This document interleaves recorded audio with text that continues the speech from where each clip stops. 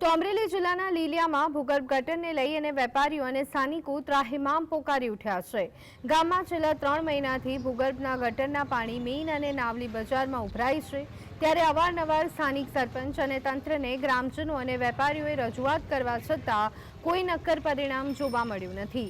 લીલિયામાં ગટરની કુંડીઓ નિયમિત સાફ કરવામાં આવી રહી નથી તથા લોકોને લીલિયા ખરીદીએ કરવા માટે આવવું પણ મુશ્કેલ બન્યું છે। ભૂગર્ભ ગટરના પાણી ઉભરાવાના કારણે રોજબરોજ અકસ્માતના બનાવો સામે આવી રહ્યા છે।